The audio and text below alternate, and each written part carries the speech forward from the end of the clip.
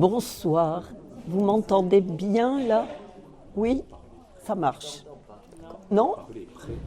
Bah, c'est allumé hein, pourtant. Bon. Il marche, là, j'essaie. Oh là là. Oui, alors là, ça va être désagréable. Oui, Oui, vous pouvez prendre là maintenant. ouais, peut-être. Vous m'entendez mieux là? Oui? Oui, c'est gênant. Je vais peut-être le prendre comme ça. Vous devez entendre là. Voilà. Très bien. Alors, d'abord, je me présente. Donc, je suis Elisabeth Ralaudic. Je suis professeure émérite de littérature comparée, donc d'Aix-Marseille Université.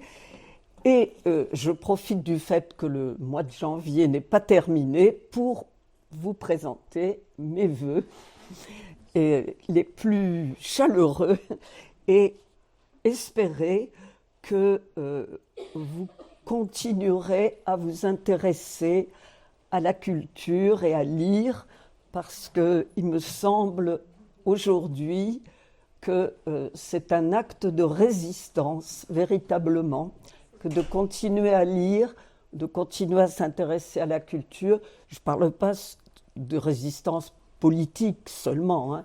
Je parle de résistance à un monde qui devient de plus en plus, comment dire, s'éloigne de plus en plus de la lecture des livres. Et je pense que les nouvelles générations sont un peu menacées de ce point de vue-là, et qu'il faut aider tout le monde à essayer de lutter contre des choses qui deviennent, comment dire, dangereuses, hein, comme tout ce que vous savez, ce n'est pas la peine que je détaille. Alors, je vais vous présenter ce soir, dans le cadre de l'évolution, de la continuité des mythes grecs en l'occurrence, là, une figure qui est très particulière et un cas de figure qui est extrêmement intéressant. En effet, la figure de Don Juan, que vous connaissez tous plus ou moins forcément, ne serait-ce que par Molière, mais sûrement d'autres Don Juan aussi. Il y en a des centaines de textes écrits sur Don Juan, des centaines. Et bien entendu, c'est quand même une figure qui est passée dans l'imaginaire européen assez vite, on va dire, et qui persiste. Cette figure, ce Don Juan, a été inventé, créé véritablement à l'aube du XVIIe siècle. C'est-à-dire que ce n'est pas une figure antique, a priori. C'est un mythe moderne. Il y en a deux quand même essentiels, c'est Don Juan et Faust. Faust aussi a été créé à l'époque moderne. Et Don Juan a été donc créé dans l'Espagne du XVIIe siècle, la grande Espagne, au moment du renouveau du théâtre espagnol d'ailleurs. Enfin, je n'insisterai pas là-dessus, mais c'est important de savoir que c'est quelque chose qui était c'était en ébullition, hein, tout ce qui était l'art dramaturgique, etc. Une Espagne catholique, bien sûr, comme à peu près toute l'Europe à ce moment-là, enfin chrétienne en tout cas, mais catholique pour l'Espagne. Et ça a été créé par un moine qui a été toujours dans les ordres pendant toute son existence, mais qui était aussi un grand dramaturge, et il n'y avait aucune contradiction entre les deux. C'est-à-dire qu'on acceptait au contraire, il s'est fait un peu taper sur les doigts de temps en temps pour les créations théâtrales, mais dans l'ensemble, son œuvre était très connue, respectée et avait un grand succès. Il s'appelait Gabriel Tellez et il s'est fait appeler Tirso de Molina. Voilà, donc c'est ce Tirso de Molina qui va créer ce personnage qui sera repris par la Commedia dell'arte sous forme de scénarii très, évidemment, très simplifiés, etc.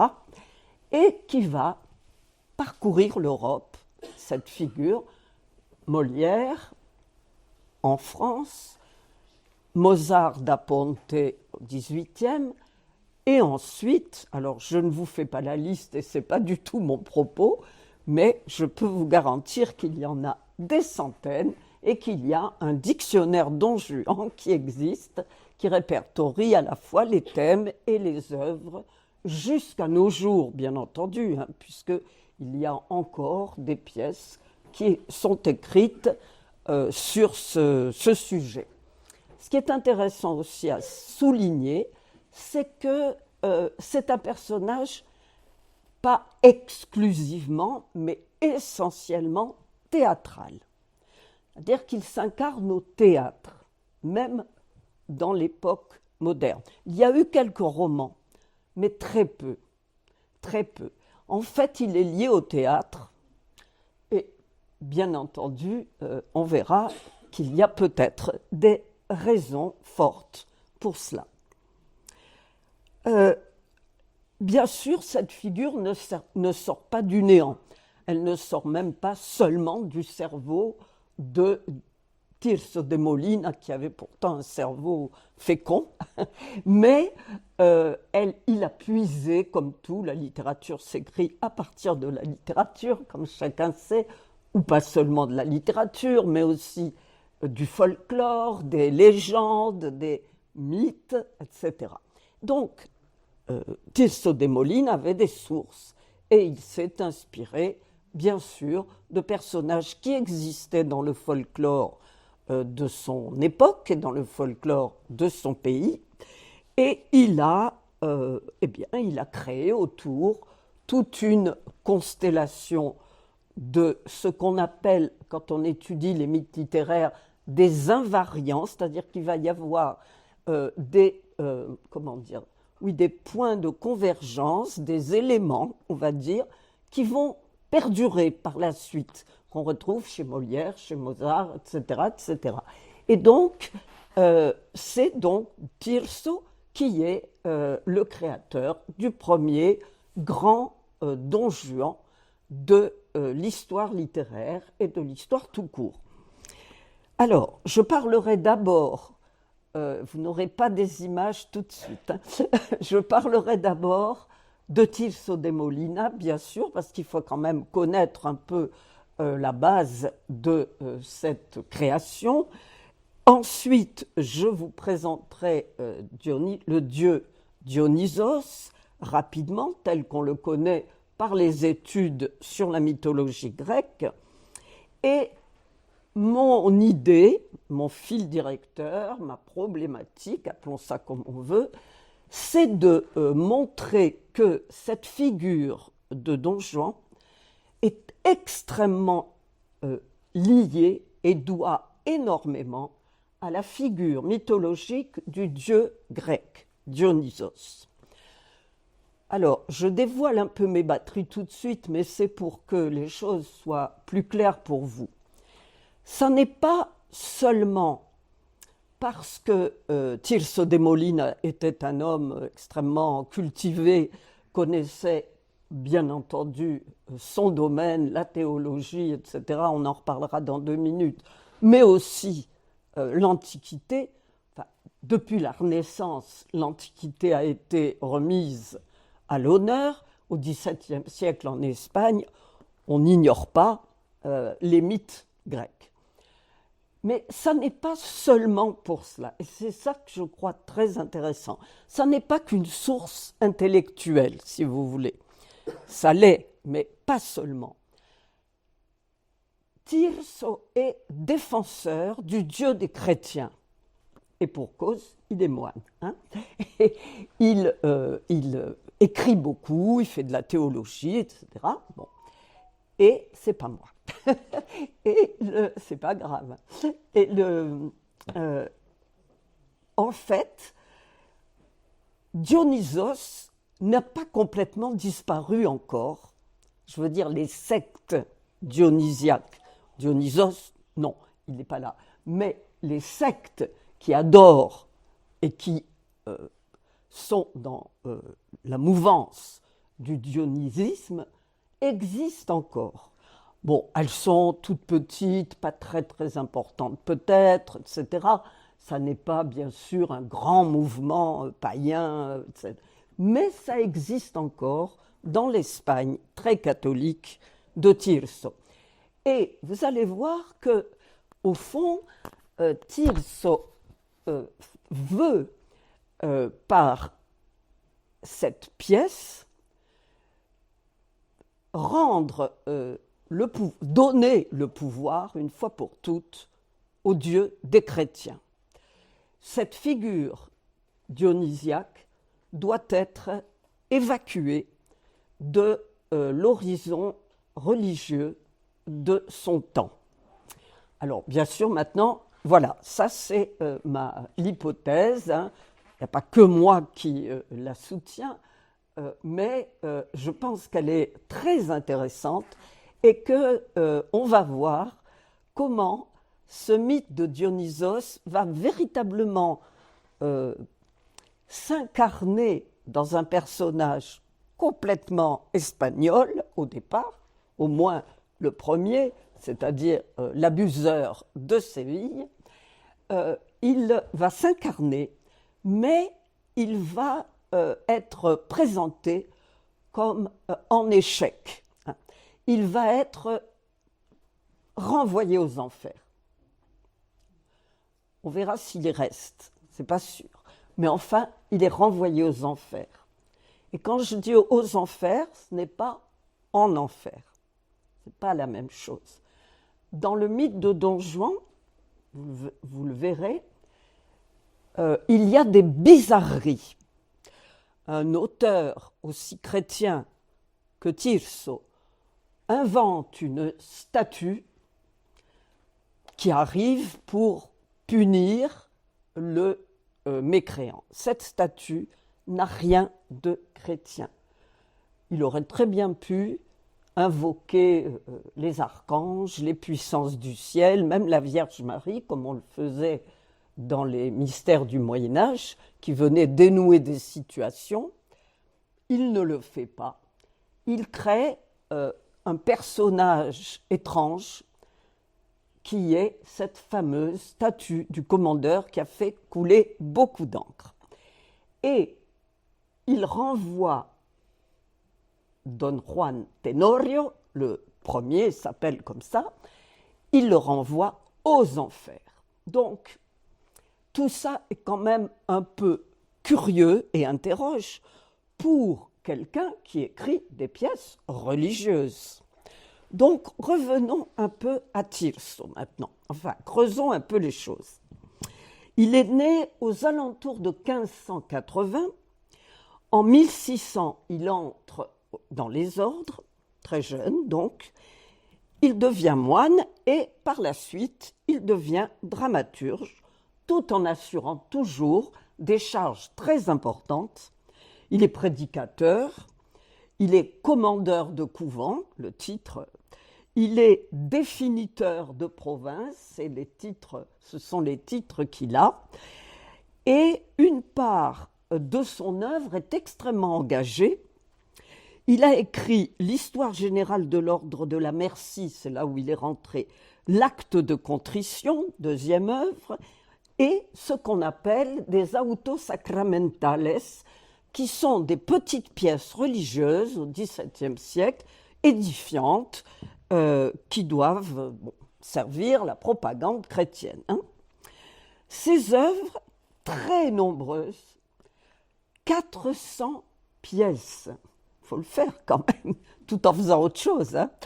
mais on n'en a que 80, c'est déjà pas mal, et 5 auto sacramentales qui passaient à la trappe, si j'ose dire, qui étaient vite oubliées parce que c'était des petites œuvres de circonstance. Il a eu quelques condamnations, comme je vous disais tout à l'heure, des réprimandes parce qu'on le trouvait un peu subversif, mais ma foi, il n'a jamais été condamné par l'Église.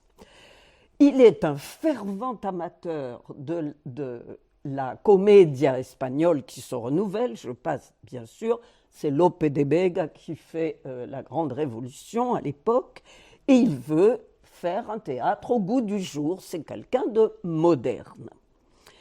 Il va donner la preuve en créant son Burlador de Sevilla, qu'on traduit par abuseur de Séville. On reviendra sur burlar, qui est un terme un peu particulier, et qui, sans doute, a été écrit en 1616, a été représenté en 26 et publié en 1630. Vous voyez, voilà le contexte de la publication. Donc, je vous le disais tout à l'heure, Tirso est érudit et il prend part à des querelles théologiques. Et il y en a une au siècle d'or qui fait fureur, si j'ose dire, qui est une question théologique. Quand je vais vous dire l'énoncé, vous allez comprendre tout de suite que c'est une question pour Don Juan, enfin, faite pour lui, quoi. Comment s'accorde, c'est une question toujours à poser, hein, comment s'accorde l'infinie miséricorde de Dieu et la vocation pécheresse des hommes? Que fait Dieu quand il y a des pécheurs endurcis, alors qu'il est toute miséricorde? C'est la question de Don Juan, bien entendu. Alors, les pécheurs qui reviennent sur leurs péchés, qui regrettent et qui, tout ce que vous voulez, se confessent, même à la dernière minute, il n'y a pas de problème, puisque là, Dieu pardonne, selon la théologie.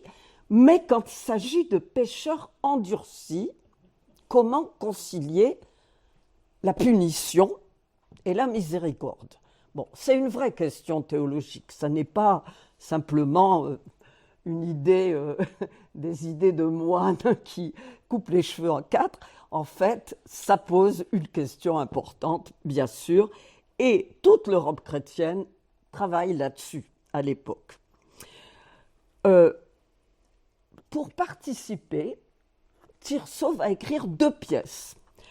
La première s'appelle « Le damné pour avoir douté », pas pour avoir péché, mais pour avoir douté, qui est assez ratée comme pièce. Enfin, elle est un peu invraisemblable, etc.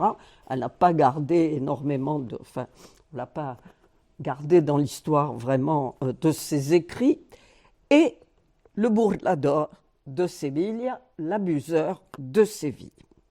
Donc, le condamné pour doute est une intrigue très compliquée qui tourne autour d'un ermite obsédé par la peur de la damnation, et en fait, il sera condamné parce qu'il a douté de la miséricorde divine. C'est le pire des péchés, quoi. Donc, bon, c'est la pièce qui participe au débat entre la miséricorde et le pécheur. Le Burlador, c'est le deuxième volet de la démonstration. L'histoire est simple et compliquée à la fois, comme toujours pour Don Juan. Don Juan Tenorio est tout jeune, beaucoup plus jeune que les autres Don Juan par la suite, en général. C'est un petit débauché tout à fait ordinaire, au début. C'est-à-dire qu'il fait les 400 coups. Il a plein de copains qui sont des buveurs, des débauchés, qui font des burles, des blagues stupides. entre autres aux prostituées qu'il fréquente assidûment, mais ils leur font des blagues immondes.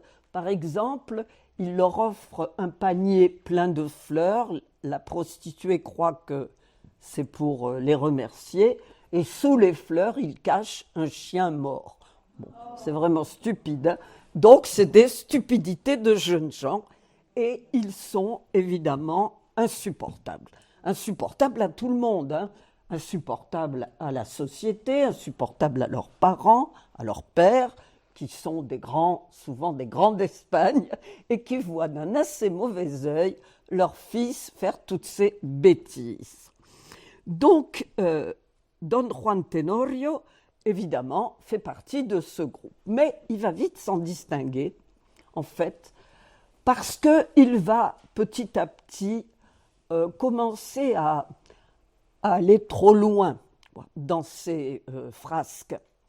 Il ne va pas se contenter de frasques qui ressemblent beaucoup, par exemple, à celles du futur Henri V dans Shakespeare, hein, quand il est dans les pièces Henri IV, le Henri V s'appelle Hal ou Harry, et il est exactement comme ça. Il va avec Falstaff dans les tavernes, il fait les 400 coups. Enfin, c'est assez classique, si vous voulez, ce type de situation de jeune homme qui s'amuse, quoi. Mais s'amuse, bon, on peut discuter, mais en tout cas, ça n'est pas.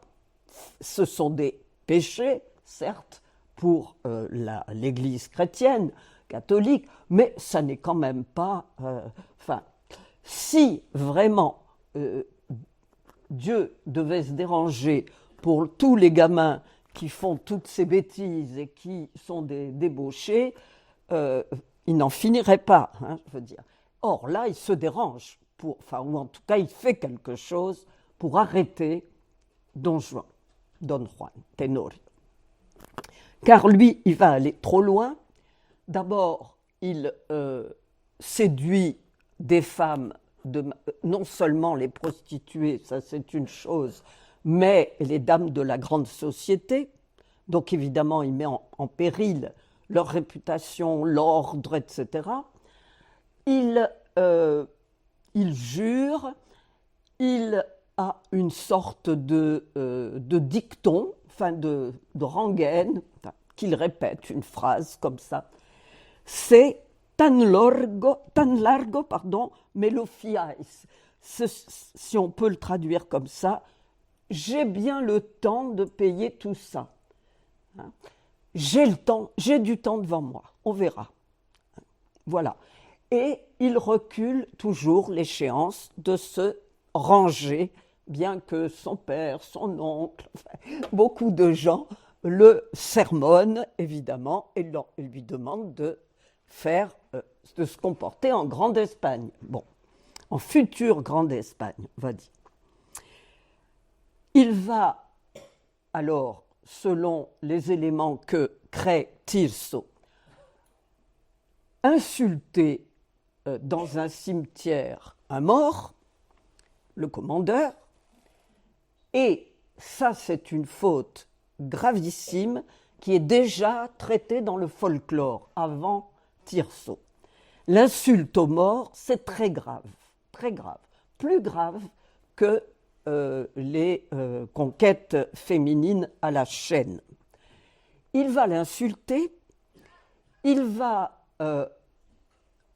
nier complètement le ciel alors que va lui apparaître le commandeur, qu'enfin une voix d'abord qui va lui dire qu'il faut venir manger avec lui, et c'est donc le thème du repas qui est un thème très important pour le mythe de Don Juan.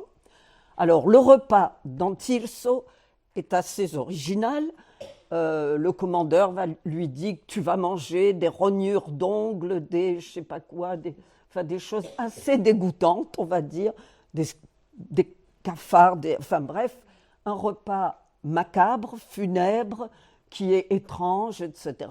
Et lui, par bravade, bien sûr, dit oui, j'accepte. Bon, il n'y aura pas ce repas, mais évidemment, il ira à la rencontre du commandeur et le commandeur l'entraînera, d'abord lui demandera de se repentir et il refusera. Dans un deuxième temps, il a la peur de sa vie, Tenorio, Don Juan Tenorio, ce qui n'est pas le cas des autres, et il dit « Bon, ça va, je veux bien me repentir. » Ah, on lui dit trop tard.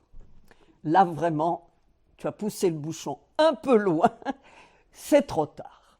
Et là, ce n'était pas un repentir sincère. C'est vrai qu'il ne suffit pas de dire je me repens, mais il faut aussi que ça soit une véritable repentance, etc.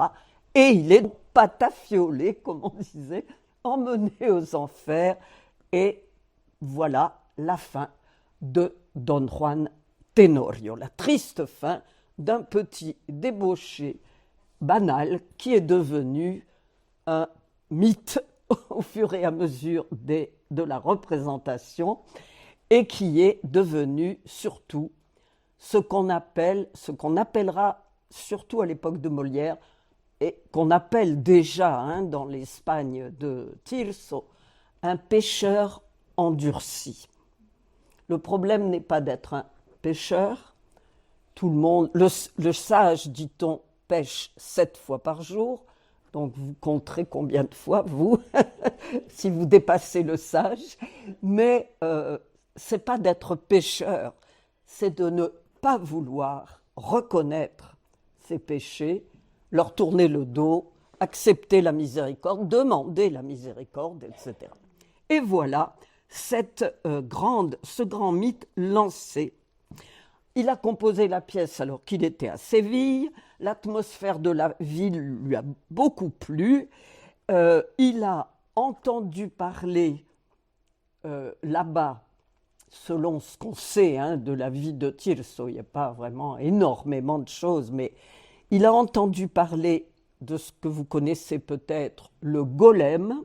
Est-ce que ça vous dit quelque chose? Voilà, cette figure hébraïque. Il est allé aussi à Tolède en même temps, qui était une ville hébraïque où il y avait énormément de juifs. Et il a entendu parler du golem, il a creusé là-dessus. Peut-être la statue vient-elle en partie de ce golem, vous savez, cette créature debout qui a été créée par le rabbin qui voulait un serviteur, etc., et qui est de l'Europe de l'Est, c'est à Prague surtout que cette histoire a été extrêmement développée, etc. Il entend donc parler de cela et il connaît évidemment la loi du talion qu'on retrouve dans le dénouement. Curieusement, il s'inspire de la légende de l'invitation aux morts, dont il y a beaucoup de traces avant lui. Et il invente donc cette fameuse statue au lieu de convoquer une figure chrétienne, ce qui est vraiment quelque chose qu'on n'explique pas facilement. La statue reste un signe païen dans une pièce écrite chrétienne et écrite pour ça, pour faire de la propagande chrétienne. Ça reste un signe païen. Et c'est quand même ça interroge vraiment, c'est intéressant. Il est intéressant de se demander pourquoi. Alors, si on rejoint le mythe de Dionysos,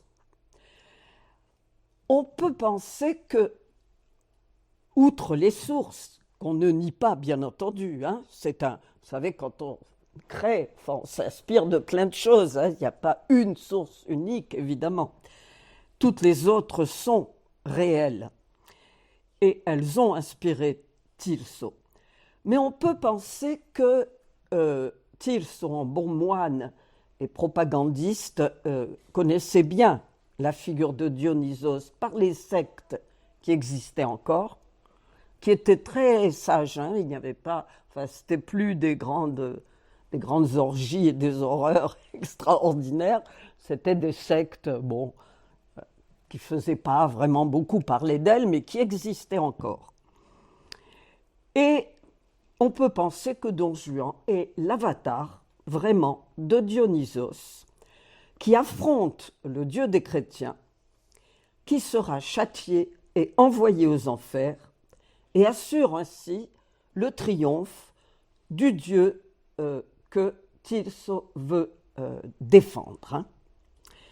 Qui est Dionysos? Là, je quitte un moment mon Don Juan Tenorio et les autres Don Juan pour vous dire quand même rapidement, il faut quand même entrer un peu dans les détails malgré tout, qui est Dionysos? Alors, c'est un dieu, bien sûr, grec, connu, mais moins connu que les autres, bien que quelques éléments soient traditionnellement dans la culture, vraiment, disons, dans la culture commune de tous ceux qui ont une culture mythologique grecque. Il est né des amours de Zeus et de Sémélé. Pendant plusieurs nuits, Zeus rejoint Sémélé dans le noir, et Sémélé peut être conseillé par l'épouse de Zeus, Héra, qui est très jalouse et qui veut lui faire un mauvais tour. Elle commence à avoir envie de contempler le Dieu dans toute la lumière de sa divinité, parce que dans le noir, ça va bien, mais quand même. Et donc, Zeus est pris au piège parce qu'il lui a promis d'exaucer tous ses vœux. Elle peut demander n'importe quoi. Pouf, elle demande ça. Donc, Zeus n'a qu'une parole et il est contraint de se dévoiler. Mais, que se passe-t-il quand on voit Zeus? Eh bien, on est foudroyé. C'est le coup de foudre, mais au sens réel du terme. La malheureuse Sémélé meurt et Zeus extrait de ses entrailles un enfant, Dionysos, qu'elle porte. Il le coud dans sa cuisse jusqu'à ce qu'il vienne au monde. Il est né de la cuisse de Jupiter, d'où l'expression, évidemment, il croit qu'il est né de la cuisse de Jupiter. Voilà. Donc, Dionysos est deux fois doublement fils de Zeus, par le fait qu'il a donné sa substance pour qu'on le crée, mais que Sémélé aussi le fabrique dans son ventre, mais aussi parce qu'il l'a enfanté d'une certaine manière. Alors, Dionysos, devenu adolescent, est à son tour victime de la femme, de l'épouse de Zeus, Héra, qui, très important, maintenant on entre dans le vif du sujet, le frappe de mania, de folie. Mania, c'est la manie, la folie. Il est sauvé par sa grand-mère paternelle, les grand-mères sont très importantes, on le sait, et Dionysos entame un long vagabondage. C'est quelqu'un qui va beaucoup, beaucoup voyager, qui va être un errant, qui va aller de pays en pays, de continent en continent. Il est venu d'ailleurs, considéré comme un dieu dangereux, parce qu'il est fou, parce qu'il a cette mania, mais aussi parce qu'il apporte le vin. Dionysos, c'est Bacchus, il est le dieu du vin et de l'ivresse. Il apporte d'abord la vigne, puis le vin et l'ivresse. Et il va jusqu'en Inde, il revient à Thèbes, accompagné de ménades de femmes qui sont tout aussi perturbées que lui et qui sont asiatiques, pour s'y faire reconnaître. Il va à Thèbes. C'est le sujet, si vous voulez approfondir, des Bacchantes d'Euripide. Et c'est là qu'on parle beaucoup de Dionysos. On apprend beaucoup du mythe dans les Bacchantes d'Euripide. Il sème en général, Dionysos, quand il est quelque part, il sème la folie parmi les femmes. En particulier, les hommes aussi d'une certaine manière, mais beaucoup moins que parmi les femmes. Les femmes, prises de la folie de Dionysos, font des tas de bêtises, elles aussi. Elles sont débauchées, elles chantent, elles dansent, elles se promènent nues partout dans les collines, elles vont jusqu'à manger tout cru des petits animaux, elles sont déchaînées. C'est le cas de le dire, elles ont perdu toute leur chaîne. Ce sont donc des femmes que Dionysos, peut le dire par là, comme ça, si vous voulez, a libérées de quelque chose. Les aventures de Dionysos se répètent. En Argolide, à Athènes, le dieu rend folles les filles de plusieurs rois, par exemple. Je vous passe les noms. À Athènes, il est reçu avec bienveillance. Il récompense Athènes en donnant la vigne, en faisant connaître la vigne. Mais je passe sur l'histoire qui est assez compliquée. Bon, il y a la fille du roi d'Athènes, Icarios, qui devient folle, qui se pend, qui est suivie par d'autres jeunes filles, mais les Athéniens prennent le parti du roi et instaurent des fêtes en l'honneur de Dionysos à Athènes. Ça vous rappelle évidemment quelque chose. Dionysos devient le dieu du théâtre. Et pendant les grandes cérémonies, au moment des grandes représentations de la grande époque du théâtre à Athènes, il y a un autel de Dionysos au milieu de l'espace théâtral. Donc le dieu Dionysos devient donc le dieu du théâtre. Alors, qu'est-ce qu'il représente finalement, ce Dionysos, pour un peu résumer, avancer?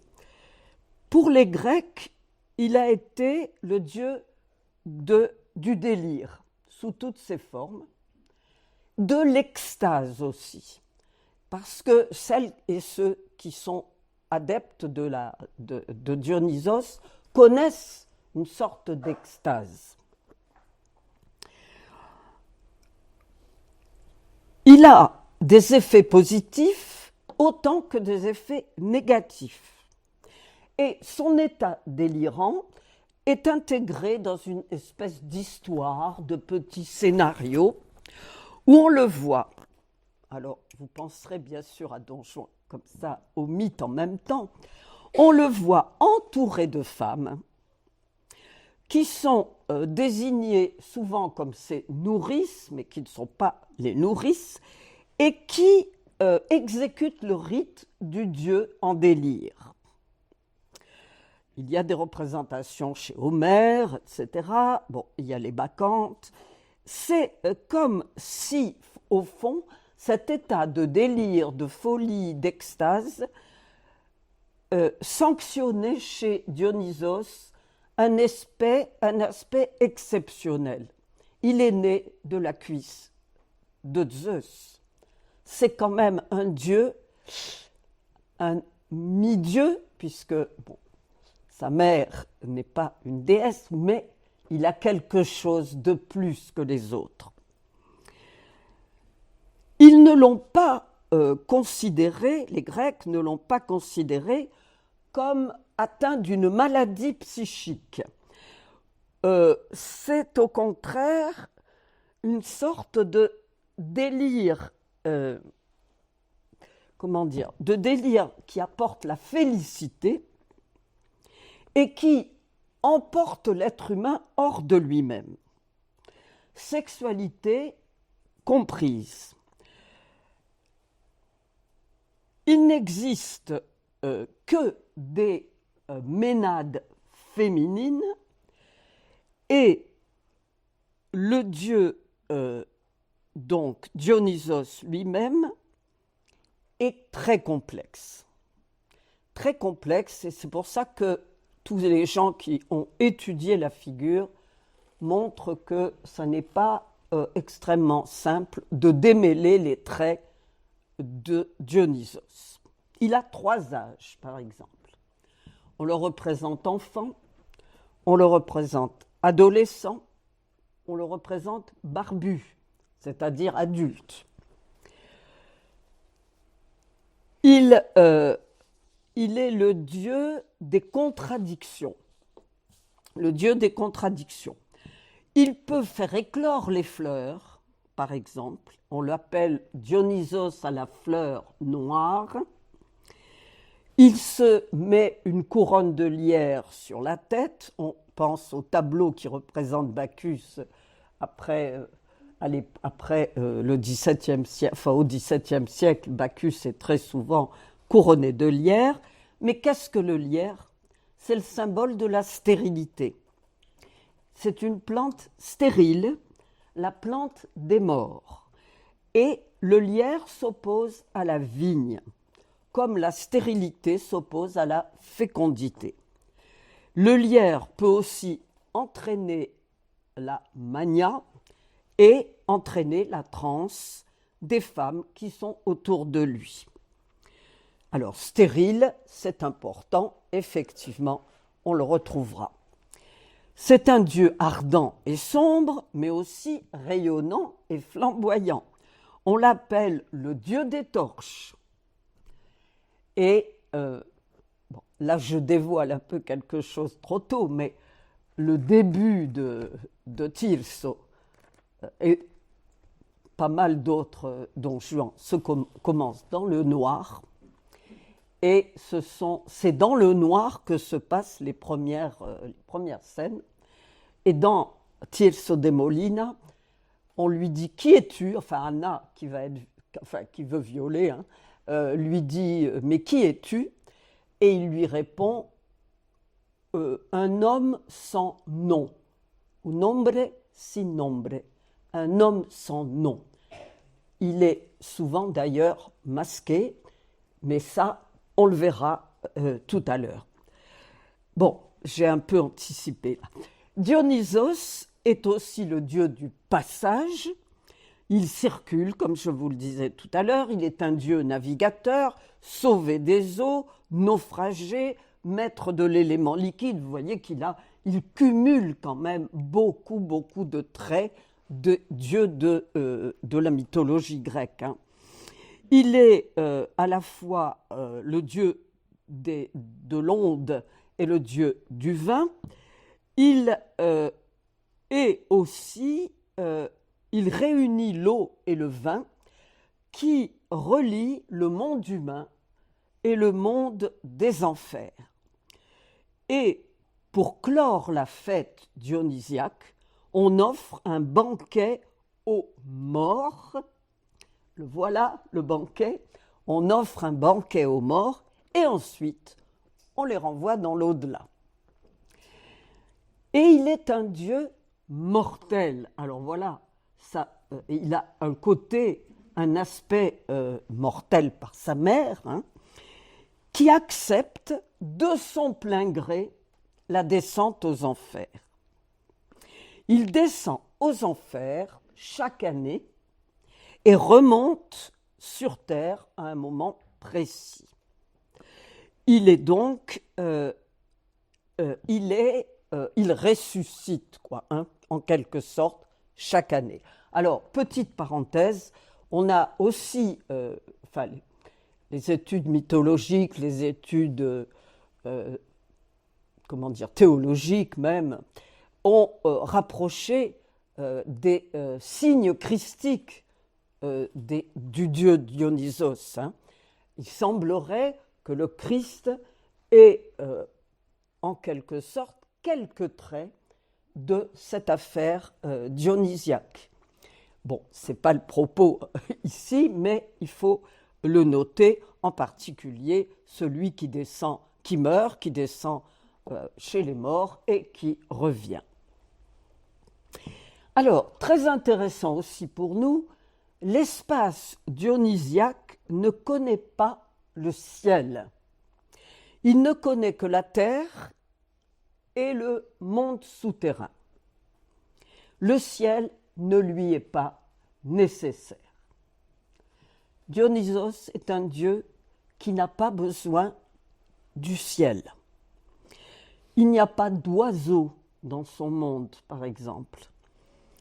Il invite à la joie terrestre, aux fêtes terrestres, à la vigne, au vin, au banquet. Mais il ne veut pas, il n'a pas de lien avec, verticaux, si vous voulez, avec ce qui se passe au-dessus. Il est le dieu des marais aussi. Et les marais étaient tenus pour la porte des enfers. On l'ouvre une fois par an, donc, à Athènes, pour les fêtes, pour que le dieu puisse épouser la reine d'Athènes, le 12 du mois de la fête des fleurs. Et en même temps, il y a les Dionysies, les fêtes du théâtre. L'autel, donc, est présent sur le théâtre grec. Le mariage, comment il considère le mariage ? Eh bien, Dionysos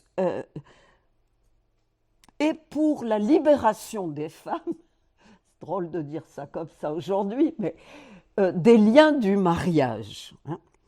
Soit elle revendique la virginité contre l'homme, soit elle revendique la liberté de la sexualité. Et le mariage se célèbre entre Dionysos et la reine d'Athènes, mais il épouse en même temps toutes les femmes. En fait, voilà, c'est quelqu'un qui peut être l'amant, le mari aussi, de toutes les femmes.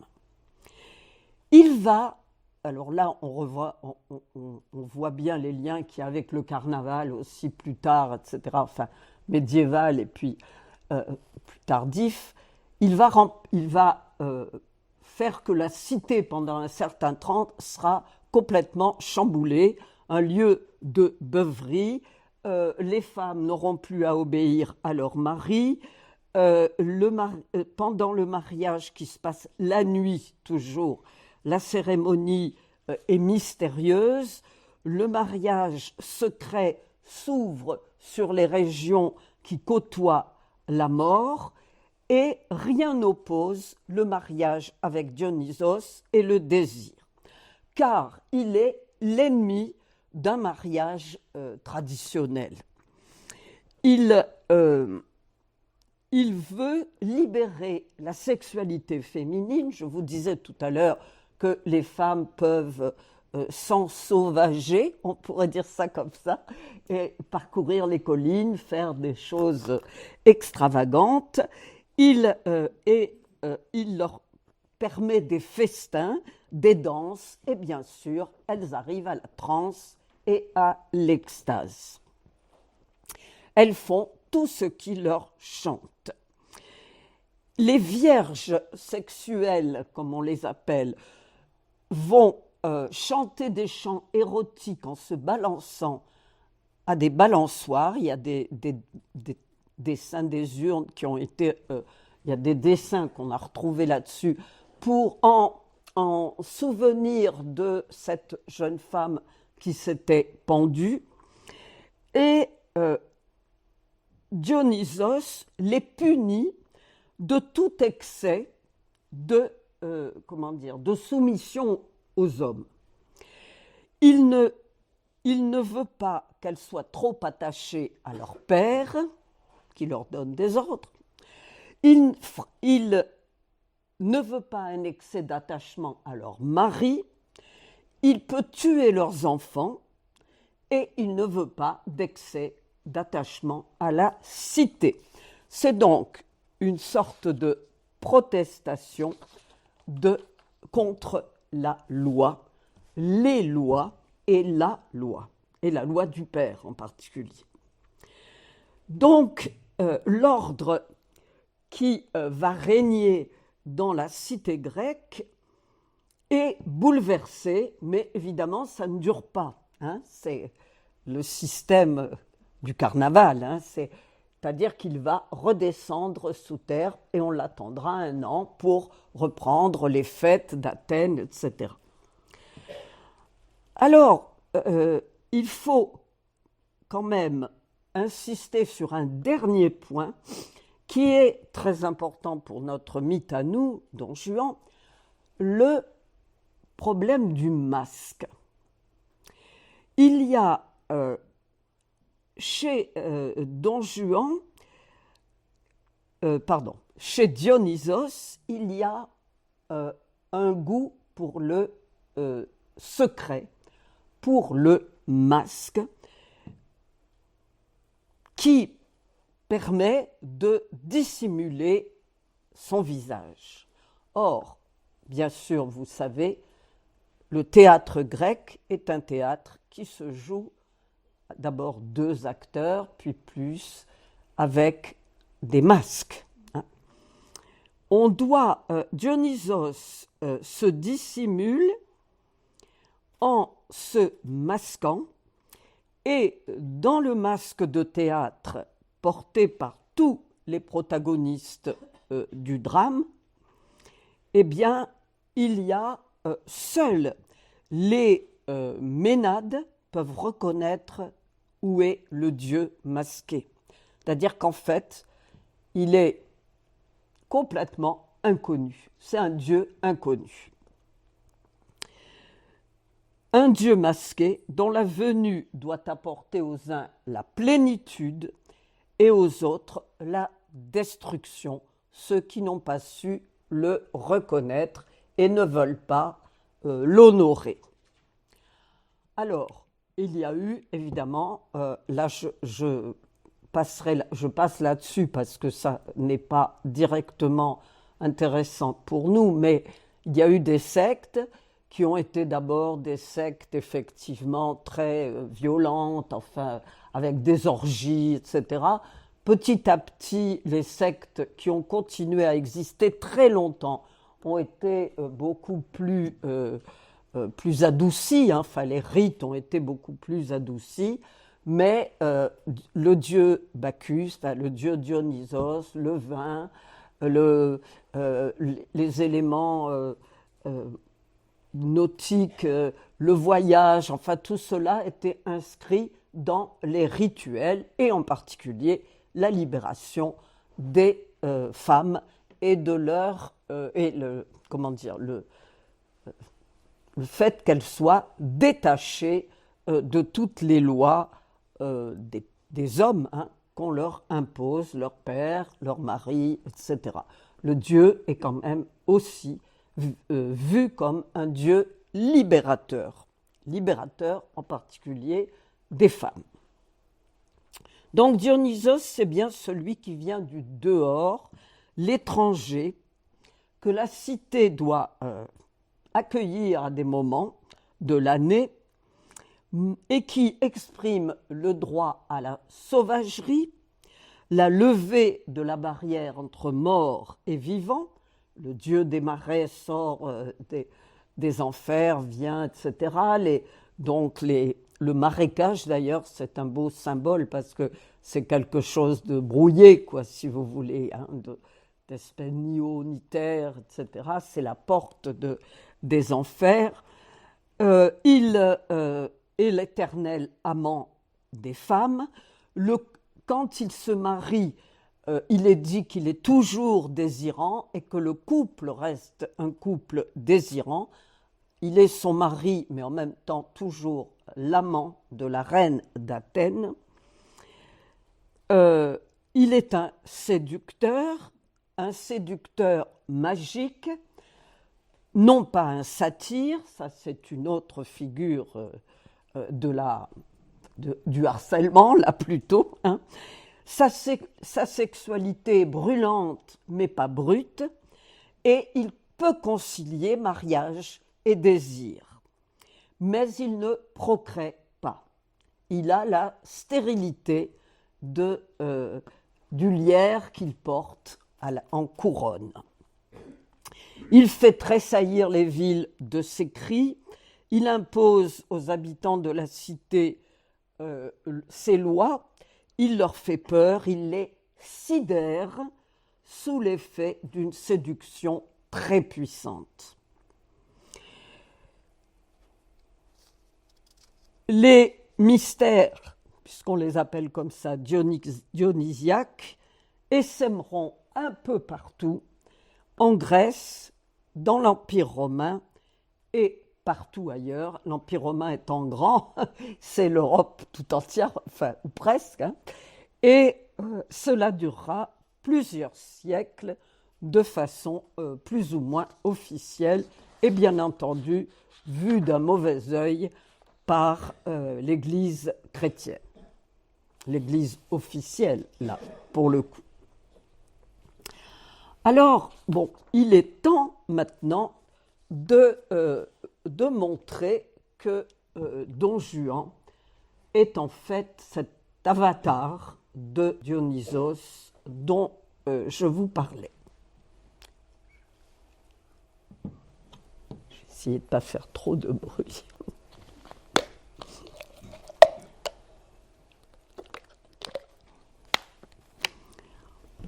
Donc, je vous ai dit tout à l'heure que ce mythe de Don Juan s'incarne au théâtre essentiellement. Il y a toute une série de noms que l'on donnait rituellement à Dionysos, et vous allez voir que ces noms, et comme les traits que j'ai essayé de démêler pour vous, parce que c'est complexe, enfin, surtout très contradictoire, donc on trouve beaucoup de choses et le contraire, etc., tous ces traits conviennent à Don Juan. Pas seulement au Don Juan de Tirso, le premier, mais ces traits deviennent des invariants du mythe que l'on va retrouver à peu près partout. Il faut quand même dire que l'époque contemporaine bousculera beaucoup le mythe de Don Juan, ce qui n'est pas très étonnant, puisque ça a été le fait d'à peu près toute la littérature, hein, et que sur les Don Juan contemporains, on pourrait trouver beaucoup de choses, enfin, on pourrait voir que beaucoup de choses ont été transformées. Mais dans l'immense majorité de tous ces grands Don Juan qui ont été écrits dans toute cette Europe, ça reste quand même extrêmement intéressant et prégnant. Hein. Alors, parlons par exemple et d'abord du fait que Don Juan a quelque chose à voir avec l'élément liquide et la navigation. Présent chez Tirso, il va s'échouer parce que, évidemment, il ne tient pas en place, comme il a plein d'ennuis sur le dos, enfin, il a son père, son oncle, etc. Il tue le commandeur, hein, on le déplace, donc il prend des bateaux, il voyage, etc. Il s'enfuit. Bon. Il est un homme errant et un homme instable. Bon, là, vous me direz, effectivement, il y a le dionysiaque, enfin, le souvenir de Dionysos, qui se combine, parce que tout dans la littérature se passe comme ça, hein, qui se combine avec les valeurs baroques. C'est un personnage baroque. Hein, et donc, l'époque baroque valorise particulièrement l'instabilité, le changement, la métamorphose, les choses qui passent. Hein.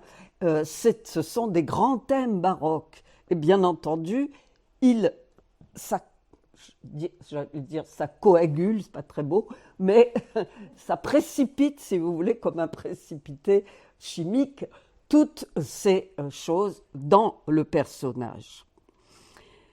C'est le changement qui intéresse l'époque baroque, c'est le changement qui intéresse Don Juan, et Dionysos est le dieu du changement. Et même du changement d'identité, comme je vous disais, puisqu'il peut être enfant, adolescent, homme barbu, etc.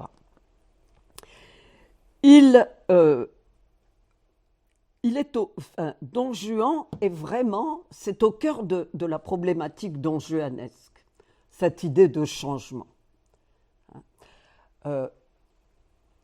Une fois que, comme dit Molière, une fois qu'on est maître d'une femme,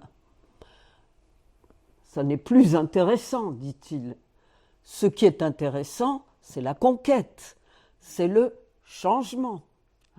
C'est principal chez Molière, c'est évidemment essentiel chez Da Ponte dans l'opéra de Mozart.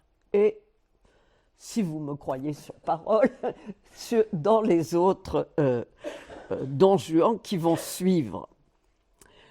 Don Juan est un homme dont l'identité est brouillée dès le début.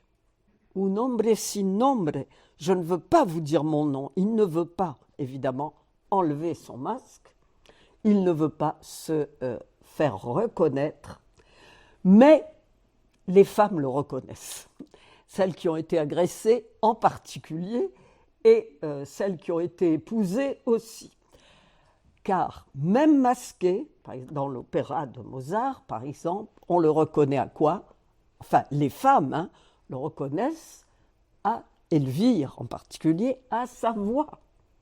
Évidemment, dans un opéra, si on ne reconnaissait pas le chanteur à sa voix, ça n'irait pas. Mais c'est très important. C'est qu'elle, je vous ai dit tout à l'heure, tout le monde est masqué, il n'y a que les femmes qui reconnaissent où est le Dieu parmi tout ça. Eh bien, elles le reconnaissent. Elles le reconnaissent et Elvire le reconnaîtant qu'elle est folle de rage et que, bien entendu, elle décide de se venger.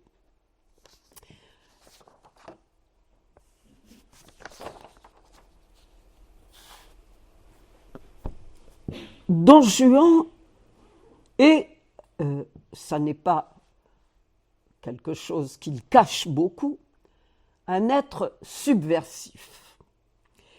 Il veut détourner, renverser les lois et effectivement, partout où il passe, il fait des dégâts. De ce point de vue-là, il s'oppose aux lois sociales. Un des noms de Dionysos, c'est le conducteur frémissant qui détourne et mène sur les chemins de traverse. Voilà, c'est exactement ce que fait Don Juan. Que veut dire séduire? Séduire, c'est ça, c'est amener quelqu'un à s'écarter du chemin, sur des chemins de traverse. Alors, Don Juan s'y connaît, il fait ça tout le temps, bien sûr. Il séduit les femmes pour les détourner, en particulier de leur devoir. De leur devoir, de leur vie, tout simplement, mais qui est soit les entraîner loin de leur famille, des familles des Grands d'Espagne, soit les détourner de leur fiancé ou de leur mari, voire Zerlina dans le Don Giovanni de Mozart et da Ponte, ou Anna, qui est fiancée donc. Don Juan la sépare d'Ottavio et Don Juan essaie par tous les moyens de séparer Zerline de son mari Masetto. Il veut casser les liens, effectivement, et pour Anna, il s'agit, enfin pour Anna dans le Don Giovanni, et pour d'autres femmes aussi dans les autres pièces, si on ne peut pas y aller par la séduction de la parole, de la voix, de tout ce que vous voulez, eh bien, Don Juan viole. C'est un violeur, c'est-à-dire qu'il emploie la force. Dans Tirso, c'est nettement évoqué. Dans Molière, c'est une histoire que raconte à un moment très vite Sganarelle, mais on ne le voit pas sur scène, mais il dit oui, il était tellement furieux de voir une jeune fiancée qui était en barque avec son fiancé, ils avaient l'air de tellement s'aimer, etc., qu'il a décidé d'agir, de l'enlever et de la violer, quoi. Et donc, Don Juan est bien un violeur. Dans Mozart, dans l'opéra de Mozart, il essaie de violer Zerline, puisqu'il l'entraîne et que c'est parce qu'elle hurle que les autres vont la délivrer, mais enfin, elle y a échappé de peu. Il a, bien sûr, cette transgression ultime sur la femme, évidemment, après avoir transgressé d'autres interdits. Il enlève Elvire de son couvent, puisqu'elle est religieuse, elle allait prononcer ses vœux, et il l'enlève de son couvent. Donc, il s'oppose à l'amour divin qu'Elvire porte à Dieu. Elle va épouser Dieu, puisqu'elle va entrer au couvent, et il se pose en rival, évidemment, de Dieu lui-même. Don Juan brouille les classes sociales aussi. Ça, c'est très important. Vous voyez, comme Dionysos est le dieu du trouble, du brouillage, marais, quoi. Les classes sociales n'ont plus d'importance, en fait, pour lui, dans sa séduction et dans ses agissements. Il ne fait pas de différence entre les conquêtes paysannes ou les conquêtes aristocratiques. Il y a un superbe passage dans Tirso de Molina, où après avoir bien harcelé ces dames du château, du palais, il va se retrouver sur une plage avec une pêcheuse, Thisbé, et il va évidemment faire tout un grand jeu de séduction avec Thisbé, qu'il sépare d'ailleurs de son fiancé, de même Don Juan de Molière avec les petites paysannes Charlotte et Mathurine. Donc là, évidemment, c'est un grand point important. Il entraîne le désordre et brouille les classes sociales. Il s'en moque. Et ça, c'est évidemment très subversif, surtout aux yeux des sociétés dans lesquelles le mythe émerge, évidemment. Alors, pour vous reposer un peu de tout ce que je vous raconte, là, je vais vous faire écouter le catalogue, pardon, l'air du catalogue qui est patent, qui est très clair là-dessus. Voilà Don Juan, finalement, vous savez, que ce soit des princesses ou des souillons, des grandes, des petites, des maigres, des grosses, des vieilles, des jeunes, etc. Peu importe. C'est le brouillage de tout. Hein. Madamina, il catalogo è questo, delle belle che amo il padron mio, un catalogo che ho fatto io, osservate, leggete con me, osservate, leggete con me. In Italia 640, in Lamagna 231, 100 in Francia, Turchia 91,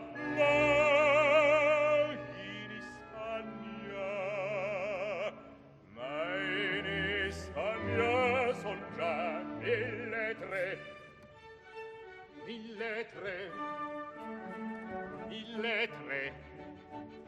Tra queste contadine, cameriere cittadine, van contesse baronesse, marchesane principesse, van donne d'ogni grado, d'ogni forma, d'ogni età, d'ogni età.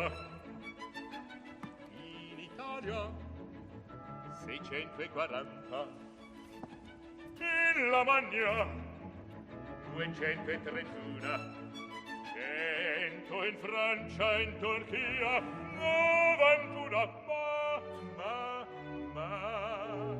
in Ispagna, son già 1.300, 1.300. Ma tra queste contadine, cameriere, cittadine, van contesse, baronesse, marchesane, principesse, e van donne d'ogni grado, d'ogni forma, d'ogni età, d'ogni forma, d'ogni età, d'ogni forma, d'ogni età. E la bionda, figlia l'usanza,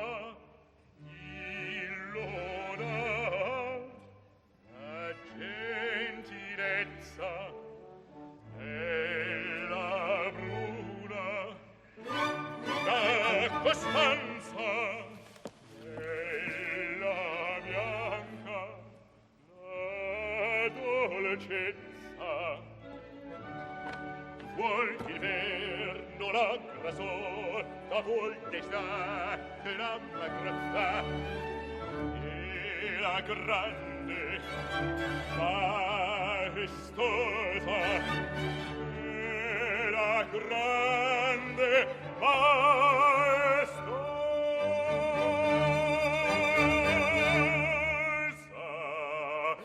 la piccina, la piccina, la piccina, la piccina, la piccina, la piccina, la piccina, la piccina, la piccina, ognor vezzosa, e ognor vezzosa, e ognor vezzosa, e le vecchie, conquista, e piacer di porle in lista, ma passion predominante, la giovin principiante, non si dica se sia ricca, se sia brutta, se sia bella, se sia ricca, brutta, se sia bella, purché porti la connella. Voi sapete quel che fa, voi sapete quel che fa, purché porti la gonnella. Voi sapete quel che fa, voi sapete quel che fa,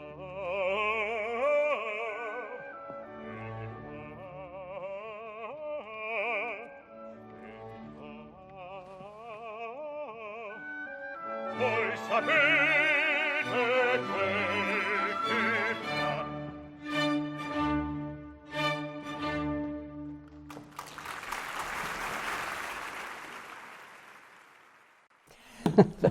Donc, la preuve par 9, si j'ose dire.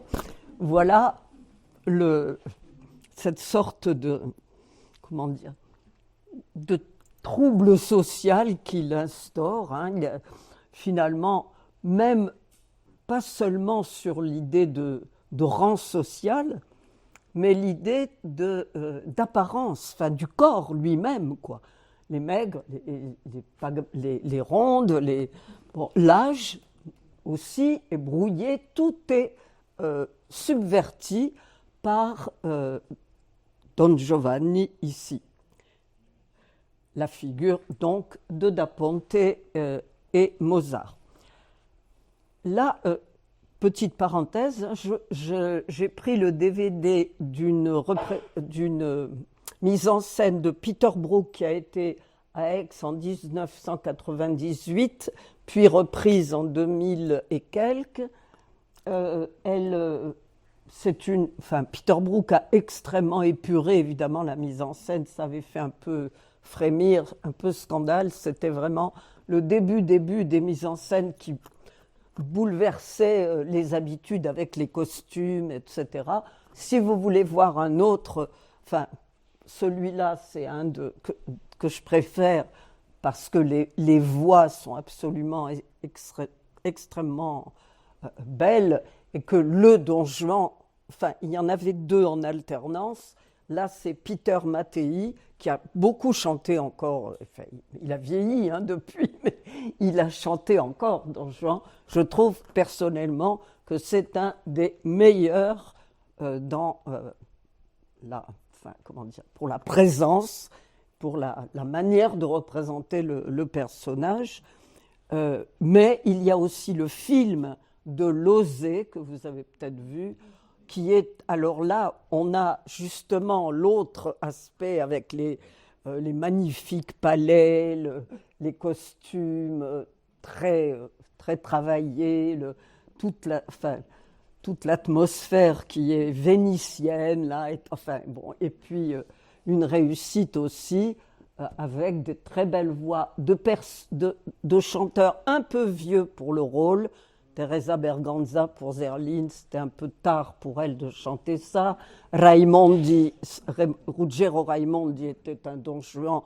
Alors là, c'était un Dionysos déjà adulte et même un peu vieux déjà pour le rôle, mais ça reste aussi superbe interprétation de Losé du Don Juan, du Don Giovanni de Mozart et Da Ponte. Alors là, donc, je reviens j'en reparlerai tout à l'heure, mais je reviens à la comparaison, à la source dionysiaque. Ça fait rire beaucoup quand on le catalogue, les 600 femmes ici, 100 en France, il n'y en a pas beaucoup, il n'y en a que 100 d'ailleurs. Les Françaises ne sont pas à l'honneur, mais c'est peut-être Da Ponte qui a voulu envoyer une pique, je ne sais pas. Mais en tout cas, là, ça fait rire, bien sûr. Elle est mille lettrées qu'il répète, la pauvre Elvire, elle est complètement dévastée par ce qu'elle apprend. Et lui, malicieusement, il lui répète mille lettrées. Bon, c'est même pour un séducteur très en forme, on va dire, c'est beaucoup quand même. Casanova, qui était très en forme, a eu, je crois, ne pas me tromper, il me semble que c'est 116 maîtresses, sur sa vie entière, depuis qu'il était jeune jusqu'au bout. Ça reste, c'est un beau chiffre, mais ça reste, dans les limites. Il est évident que là, c'est divin, quoi. C'est la puissance sexuelle est divine pour en avoir autant. C'est pour ça, je pense, qu'il y a cette extraordinaire cette hyperbole, cette exagération du nombre de conquêtes. Il n'est pas vraiment ce Don Giovanni complètement comme tous les autres hommes. Voilà. Certains doivent le regretter, mais bon, c'est comme ça. Donc, ce Don Giovanni, brouille les codes comme le fait Dionysos. C'est bien entendu un de ses traits principaux. Et il a aussi les Don Giovanni divers, les Don Juan, les Don Juan, etc., ont le sens et le don de la fête, de l'orgie, et le thème de la nourriture, du banquet, du vin, du repas est un des invariants du mythe que l'on retrouve vraiment partout. Il est là où il y a la fête. Et là où il est, il doit y avoir la fête.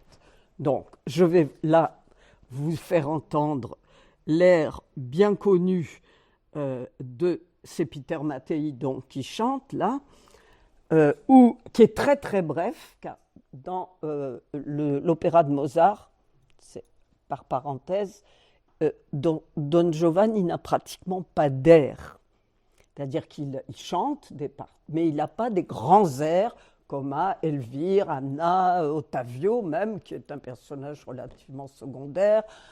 Non, c'est très très court, c'est son air, ça. Il y en a deux en fait. Il y a celui-là, l'air du vin, où il dit, bien sûr, il exalte le vin et il dit « Allez chercher tous les gens qui voudront venir à ma fête », etc.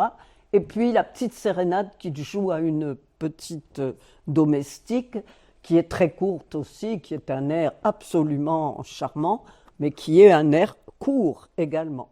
Le duo avec Zerline est également court. Vous voyez, il n'a pas vraiment de grand air.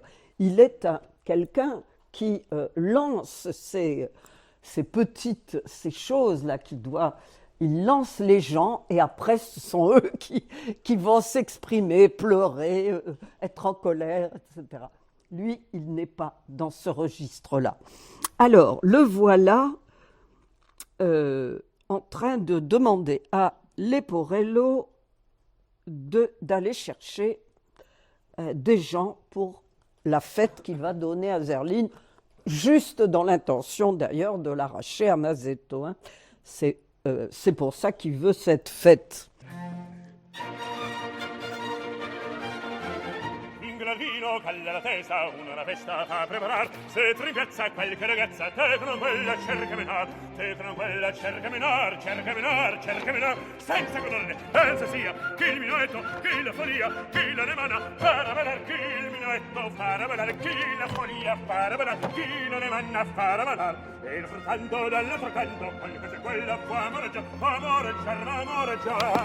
Anemanista, toma mattina, un'alcina deve metar. Anemanista, un'alcina deve metar. Se ragazza, qualche ragazza, te con quello, cerca. Anemanista, toma mattina, un'alcina deve metar. Senza conoscere, terza sia, che il minuetto, che la follia, che la nemanna, para balar. Anemanista, toma mattina, un'alcina devi mettere, un'alcina devi mettere, devi aumentare. Ah!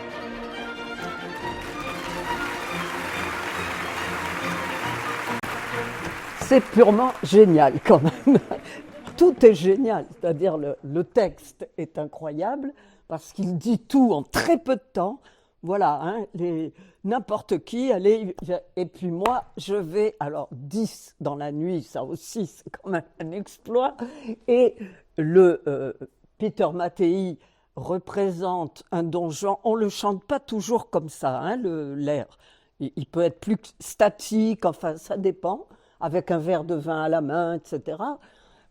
Il le joue de façon frénétique quand même. Hein. Il y a la mania là derrière, hein, d'espèce d'excitation, mais qui n'est même pas seulement une excitation sexuelle parce qu'il veut avoir des filles à foison, mais une espèce de folie, quoi. Hein. On sent cette force, hein, et Mattei est formidable, en fait. Il a vraiment un peu de sauvagerie, exactement ce qu'il faut, hein. Et puis alors, le metteur en scène, Peter Brook, qui avec 2 bâtons suggère tout, quoi. Et le pauvre Leporello, c'est comme Sganarelle, enfin le valet, ou Catalinone, il s'appelle dans l'Abuseur de Séville. il est toujours à la traîne, il voudrait bien faire comme son maître. Eh bien oui, mais lui, ce n'est pas un dieu, c'est pas Don Juan, et alors ça se termine toujours de manière assez plate, on va dire. Donc je crois que là, on a évidemment, c'est le vin, hein, donc c'est bien le vin dionysiaque, la mania, je ne crois pas qu'on puisse ne pas le voir, hein, ça, c'est vraiment difficile. Alors, il y a un autre passage, là, évidemment, c'est un peu embêtant parce que c'est loin, et c'est dans l'acte 2, mais il y a le passage du banquet, de la fin, qui est extraordinaire et aussi tout à fait fondamental pour cette atmosphère dionysiaque qu'il y a dans ce mythe. Là, il a vu le commandeur, il a entendu la statue lui parler, enfin, il devrait avoir peur, il devrait commencer quand même à se poser un peu, au moins se poser quelques questions. Pas du tout. Ce qu'il veut, c'est aller manger. Et alors bon, ce symbole quand même de la nourriture, du banquet, qui revient en permanence, qui n'est pas celui de Tirso, qui était très baroque, hein, avec ses histoires d'insectes, de rognures d'ongles et de je sais pas quoi, de trucs vraiment dégoûtants. C'est un banquet, enfin c'est un repas d'un homme riche, etc. Mais il veut manger. Et alors il a toujours ces pulsions qui sont des pulsions fortes. Et il va y avoir Elvire qui vient et qui essaye de lui dire de se repentir, de changer de vie, mais bien entendu, ça ne sera que l'être morte. Et vous allez voir comment, j'arrête, je ne vous montrerai pas le commandeur, ce sera pour après, mais vous allez voir comment ça se présente ici. Alors, et Leporello toujours en train de faire comme son maître, mais en le ratant. Alors, on va voir. Je voudrais qu'il y ait Elvire.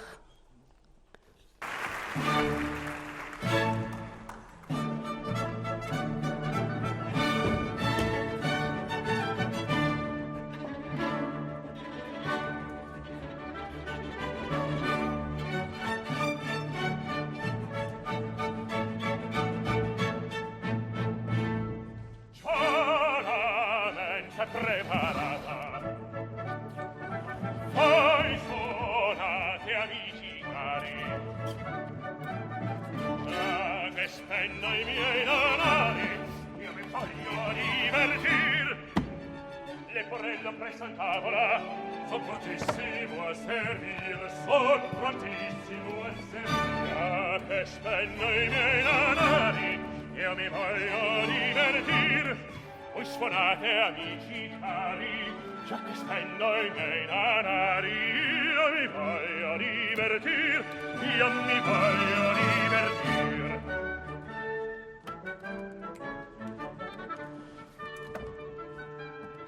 Bravi, cosa rara!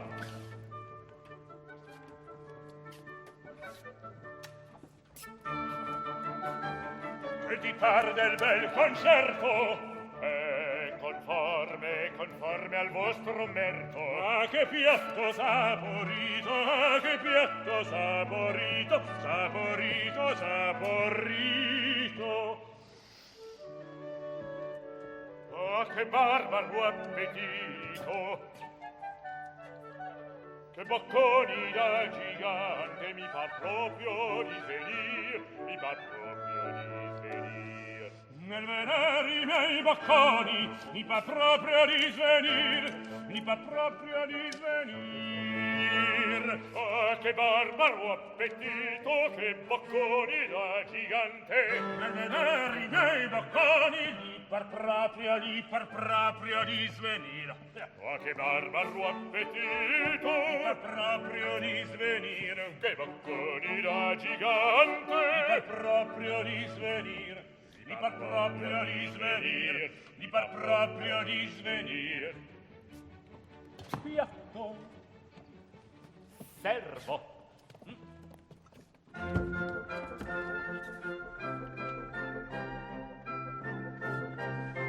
Evvivano i litiganti! Versa il vino!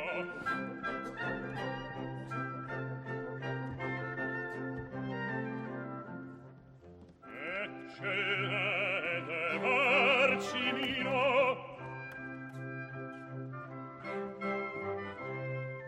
Questo pezzo di fagiano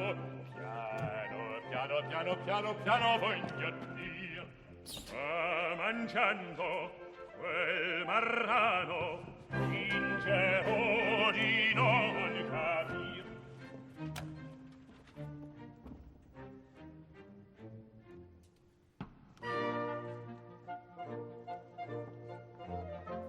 Questa poi la conosco purtroppo.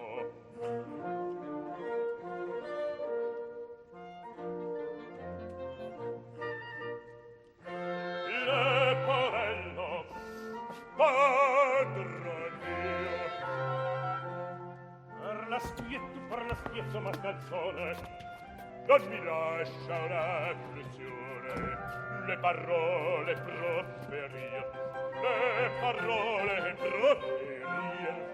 mentre mangio, fischio un poco, non so far cos'è. Scusate,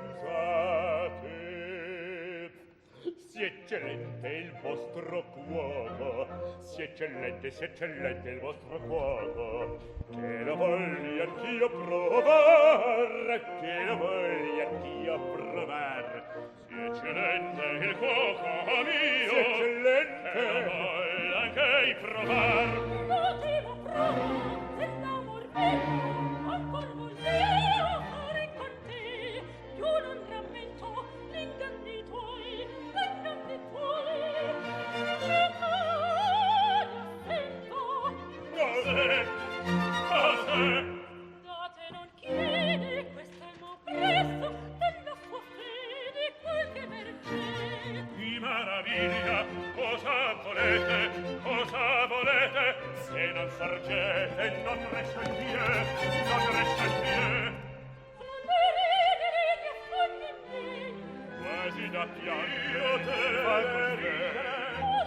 quasi da piangere, dicei così.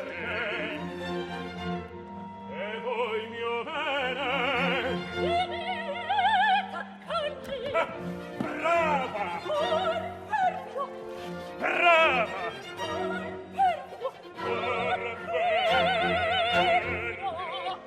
Lascia ch'io mangi,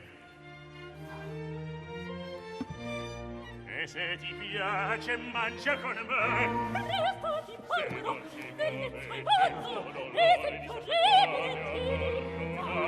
Viva le femmine, viva il buon vino, viva le femmine, umanità, sostegno e gloria d'umanità. Resto ci rifanno, Viva le femmine, e tuoi mani, viva il buon vino, il sostegno e il buon vino, sostegno e gloria d'umanità. Sostegno e gloria d'umanità. Sostegno e gloria d'umanità. Sostegno e gloria d'umanità.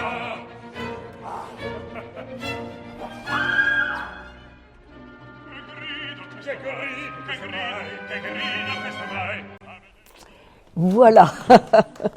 Alors, la grande scène, avec peu de choses, hein, il a pas beaucoup d'objets scéniques, mais il arrive à donner, Peter Brook arrive à donner une impression de festin, enfin d'espèce de... Et ce qui revient sans arrêt, c'est il faut que je mange, mange avec moi. Enfin, bon, la connotation sexuelle est claire quand même, évidemment. D'abord, il y a les femmes qui l'entourent, la manière de donner à manger à l'une et à l'autre. Je ne dirai rien sur les bananes. La banane que mange Leporello, qui évidemment fait... Normalement, il mange du faisan hein, dans le texte, un morceau de faisan. Mais là, bon, Peter Brook a voulu un symbole. Et il y a ce dieu du vin quoi, qui ressort.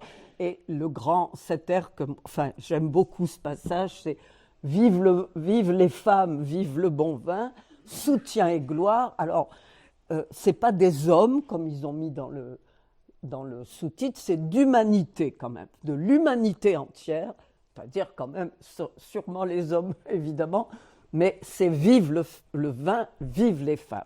Et là, vous avez quand même la figure quoi, du dieu du vin, de la nourriture, des banquets, de l'orgie, tout qui est évidemment condensé et exploité d'une manière différente, bien entendu. Alors, tout se lie au mariage, enfin, bien sûr, à la tromperie, Elvire qui veut qu'il change de vie, mais il ne peut pas changer de vie, donc je regarde, oui, ça va.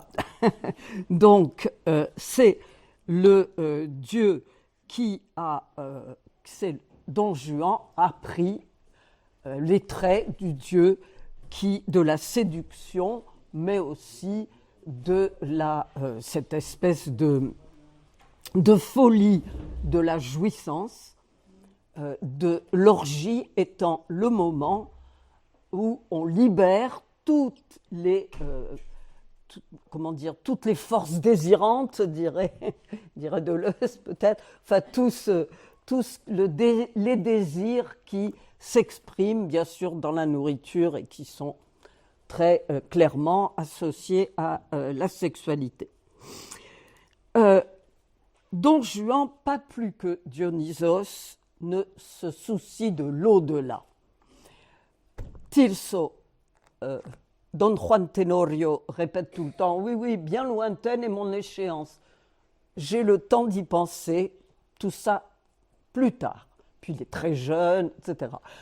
Le Don Juan de Molière, de la même manière, dit encore 20 ou 30 ans de cette vie-là et nous songerons à nous amender, ce qui est délicieux, quoi, parce qu'il est aussi jeune et il se dit, bon, allez, dans 20 ou 30 ans, je verrai. Bon, mais il n'y a aucune considération de l'au-delà ou de cette idée de repentance, bien entendu. Dionysos, je vous le disais, ne connaît pas le ciel. Et ce qui est très frappant d'ailleurs chez Molière, Molière a hérité de la Commedia dell'arte, mais ne connaissait pas Tirso directement. Donc c'est une création aussi très personnelle. Le ciel est partout dans le Don Juan de Molière. C'est-à-dire Don Juan parle du ciel tout le temps. Ah, le ciel, même Elvire à un moment lui dit « Ah, mais arrêtez de parler du ciel !» Et elle voit bien que, évidemment, c'est de l'ironie tout le temps. Chaque fois qu'il prononce le mot « ciel », on ne parle pas de Dieu, pour des raisons de censure, sans doute, je ne sais pas. Mais enfin, on ne dit que le ciel dans le Don Juan de Molière. Il y a cette espèce d'ironie derrière « Oui, le ciel », enfin, bon, moi, je ne sais pas ce que c'est, quoi. Enfin, je m'en moque. Et effectivement, ce n'est pas un dieu de l'au-delà, c'est un dieu terrestre et un dieu des enfers aussi. Lorsqu'il rencontre, lorsque cette statue étrange quand même arrive, ce commandeur qu'on a vu très peu, qui est mort, alors chez Molière, il s'était fait faire un magnifique mausolée avant de mourir. Et Don Juan dit, mais enfin, les gens sont quand même incroyables. Enfin, je traduis de façon moderne. Ils se soucient d'après leur mort, d'avoir un truc aussi ridicule, quoi. C'est ridicule pour lui de se faire construire un mausolée pour quand on sera mort être enterré dedans. Il y a cette satire en permanence, hein, de l'orgueil, de la religion, etc. Et donc cette statue qui arrive visiblement des enfers, et dans le Don Juan de Mozart, on entend des chants qui sont des chants qui viennent de l'au-delà, effectivement des enfers, quand il est entraîné par le commandeur. Alors, Peter Brook a beaucoup modifié parce qu'il a un peu vidé du sacré. Bon, vous verrez si ça vous plaît ou non, mais il y a dans l'affrontement entre les deux personnages cet envoyé peut-être des enfers, on a de l'enfer païen, on ne sait pas trop, qui va tirer Don Juan dans les enfers païens. C'est dit clairement à la fin du Don Giovanni, il rejoint Proserpine et Pluton. Alors, on se demande pourquoi Da Ponte ne s'est pas trompé, hein. Il a bien su ce qu'il voulait écrire. Il dit que Don Juan rejoint Proserpine et Pluton. Et Proserpine et Pluton, si je ne m'abuse, ça n'a rien à voir avec l'enfer chrétien. C'est vraiment les enfers.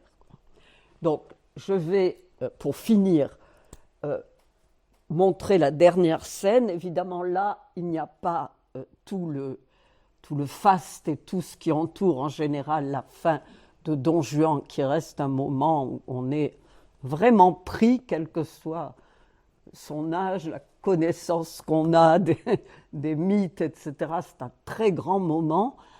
Il a un peu désacralisé la chose, puisque vous verrez, le commandeur est un homme comme un homme, quoi. Il n'est plus la statue dans cette mise en scène, mais les paroles, la musique restent très fortes.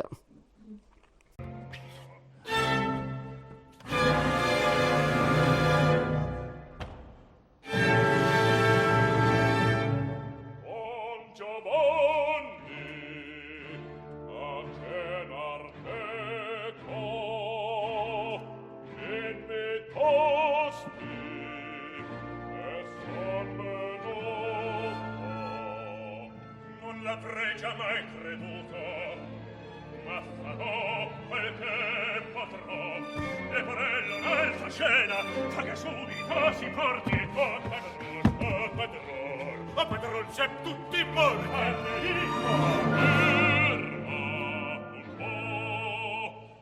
Non si fa se di cibo mortale, chi si pace di cibo celeste, altre cure più gravi di queste, altra prova ma tu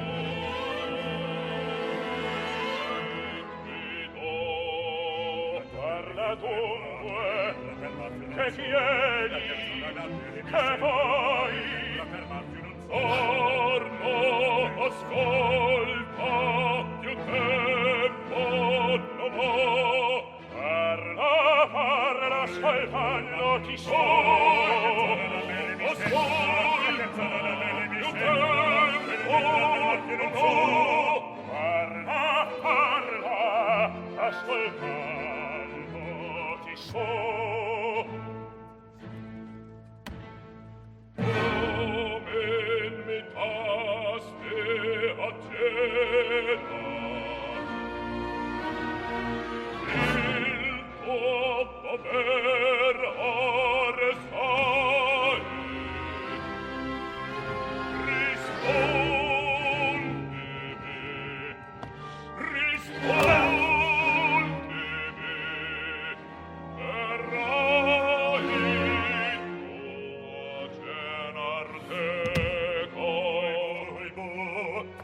tempo non ha, scusate. A torto di viltate, cacciato mai sarò. Risolvi, ho già risolto, verrai. Dite di no! Ferma il cor in petto, non ho timor, ferma. Dammi la mano, il pegno. Eccola. Lo sai, ce l'ho preso mai. E ti di calcia vita, è l'ultimo momento. Non occhio non mi pento, anni lontani da me. E ti sei errato, la vecchia ne fa fatta. E ti di no, e ti di no,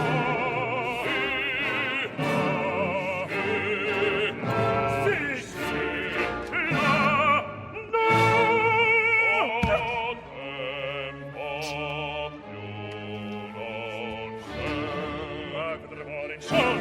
Sentili gli spiriti, non escono quei vortici di fuoco a pieno errore.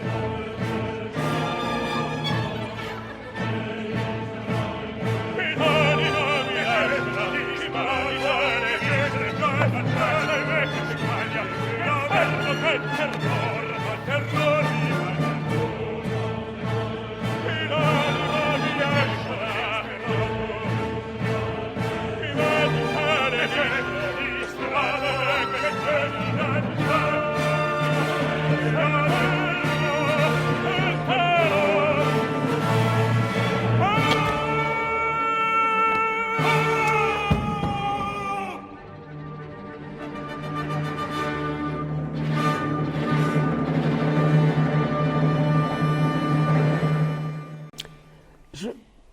Je coupe un instant.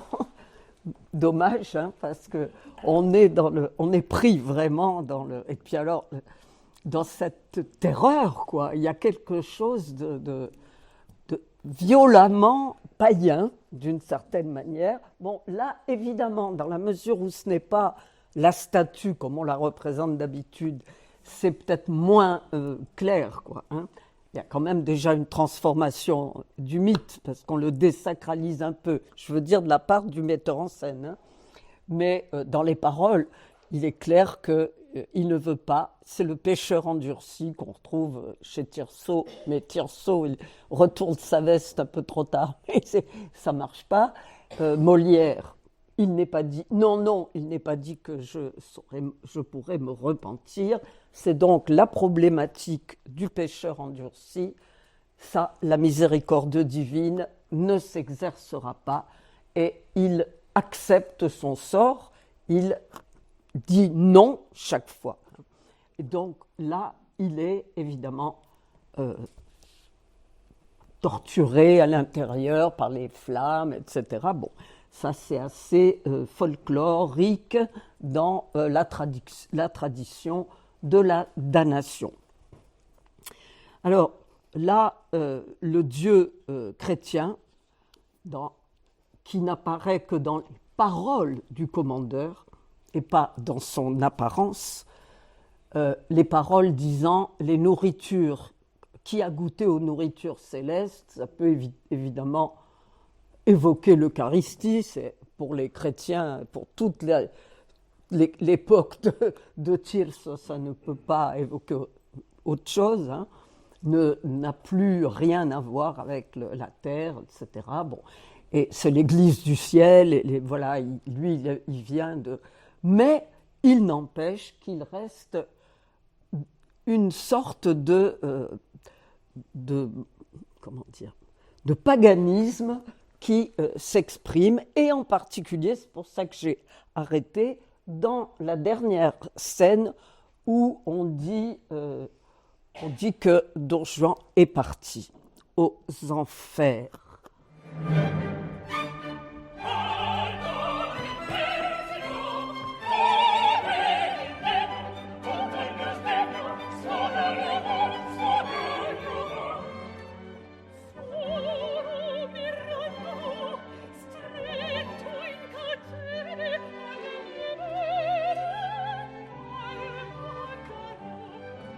non sperate di ritrovarlo, più non cercate, lontano andò, lontano andò. Cos'è fatto? Bene un colore, bene un colore.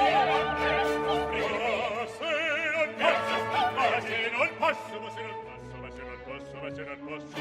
Presto, averlo!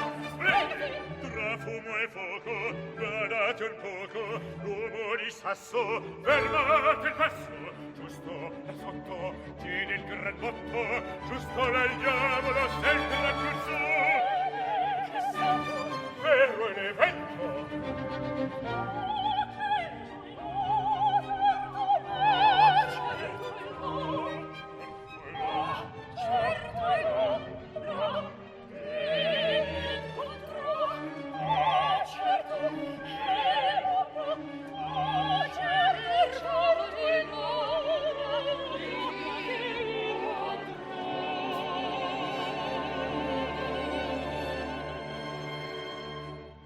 Orche tutti, o mio tesoro, vendicati siam dal cielo.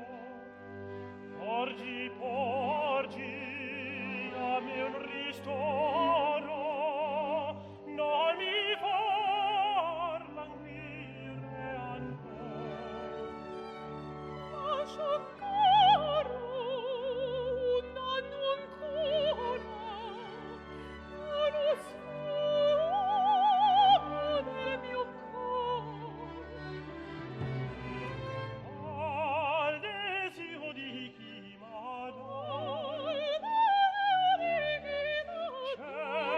ceder deve un fido amor.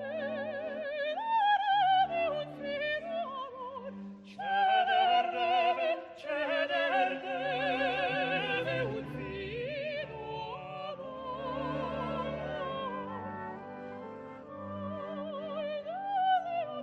fido amor. Al desio di chi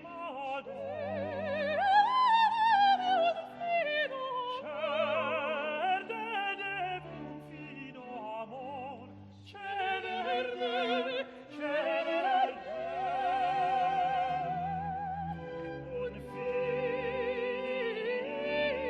fido amor.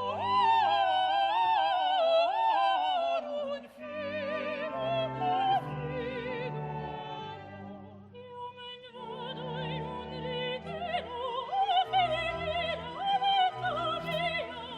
la mia. Da casa andiamo a cenare in compagnia, ed io vado all'osteria a trovar padron mio.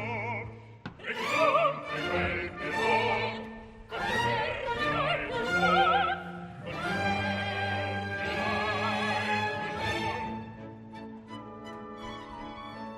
e noi tutti a buona gente ripetiamo allegramente l'antichissima canzone, l'antichissima canzone, l'antichissima canzone.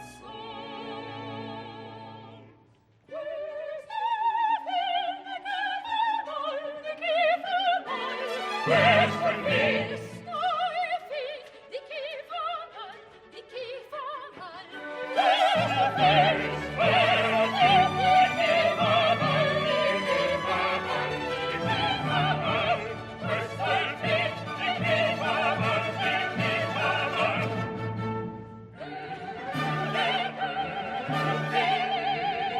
Amor.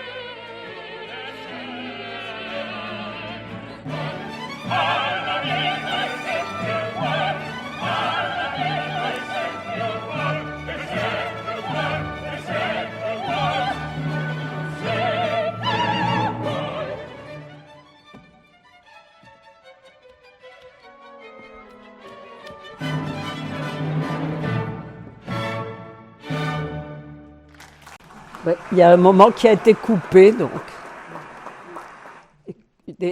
Des répliques qui ont été coupées quand ils disent il retrouve Proserpine et Pluton. Ça y est, dans le livret, mais pas là. Mais bon, la fin est quand même aussi très, très intéressante parce que il est parti sous terre, on s'en est débarrassé, chacun va alors... Bon, Anna n'est pas très décidée à épouser Ottavio, on a l'impression qu'elle a subi quelque chose qui l'a sans doute changé. Elvire n'a plus grand-chose à faire dans la cité. Les jeunes mariés vont aller manger. Évidemment, toujours le thème revient. Mais il est certain que l'univers est privé de sa force vitale. C'est-à-dire que finalement, sans Don Juan, c'est beaucoup plus ennuyeux. C'est beaucoup plus... Enfin, pas la musique. Je ne dis pas que la musique est ennuyeuse, mais le tout est... fade, quoi. Il y a quelque chose qui ne se produit plus. La fugue finale est très classique, alors c'est vraiment l'entrée des voix, etc., pour dire, voilà, les méchants sont punis, etc. Mais ça a quelque chose de très conventionnel qui laisse le spectateur sur cette impression de vide, Quand Don Giovanni n'est plus là, quand le mythe est parti, eh bien, il y a quelque chose qui va manquer. Mais nous sommes au théâtre et il suffit de reprendre une représentation, de recommencer à jouer pour que cela recommence et qu'on retrouve Don Juan. Le thème du théâtre est très important, je pense, parce que le théâtre peut se refaire et c'est les personnages revivre. C'est un peu l'histoire de Pirandello aussi d'ailleurs, mais les personnages reviennent et donc l'histoire c'est un recommencement. Alors certes, pour Dionysos, il revenait chaque année, et bien pour nous aussi, parce qu'au festival, il y a encore Don Giovanni cette année, au Festival d'Aix, dans une mise en scène d'un metteur en scène dont j'ai oublié le nom, un Anglais, qui est metteur en scène de théâtre et qui s'essaye à l'opéra pour la première fois. Ce sera peut-être intéressant. Écoutez, je vous remercie pour votre attention.